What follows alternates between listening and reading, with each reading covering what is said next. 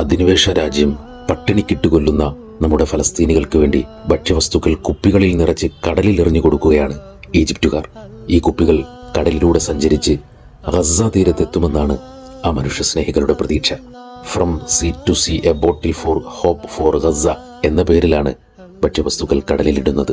1-2 ലിറ്ററിലുള്ള കുപ്പികളിൽ ധാന്യങ്ങളും അരിയും പരിപ്പും മറ്റ് ഡ്രൈ ഫ്രൂട്ട്സുമാണ് നിറയ്ക്കുന്നത്. അള്ളാഹുവിൽ ഭരമേൽപ്പിച്ച് അള്ളാഹുവിന്റെ നാമം ചൊല്ലി അവർ കടലിലേക്ക് എറിയുകയാണ്.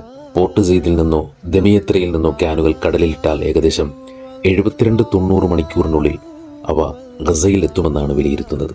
മനുഷ്യനെ ഹൃദയത്തിലേക്ക് ചേർത്ത് വെക്കുന്ന മനോഹരമായ കാഴ്ച. അയൽവാസി പട്ടിണി കിടക്കുമ്പോൾ വയറു നിറച്ചുണ്ണുന്നവൻ എന്നിൽപ്പെട്ടവനല്ല എന്ന് പഠിപ്പിച്ച പുന്നാര റസൂലിന്റെ അനുയായികളും നേതാക്കളും സുഖലോലുപതയുടെ സാമ്രാജ്യങ്ങളിൽ അധികാരത്തിന്റെ അരമനകളിൽ അമർന്നിരുന്ന് ആനന്ദ നൃത്തം ചവിട്ടുമ്പോൾ, എല്ലാം നിശ്ചലമാവുമ്പോൾ ചില മനുഷ്യർ സ്വപ്നങ്ങളിലൂടെ അവരിലേക്ക് പുതിയ വഴികൾ തുറക്കാൻ ശ്രമിക്കുകയാണ്. വിശപ്പിന്റെ മുനമ്പിൽ മനുഷ്യർ ശ്വാസം വിടാൻ പോലും കഴിയാതെ വിശന്നു മരിക്കുമ്പോൾ ഈ മനുഷ്യർ അവരിലേക്ക് പ്രതീക്ഷയുടെ കളിവഞ്ചികളിൽ അന്നം കൊടുത്തയക്കുകയാണ്.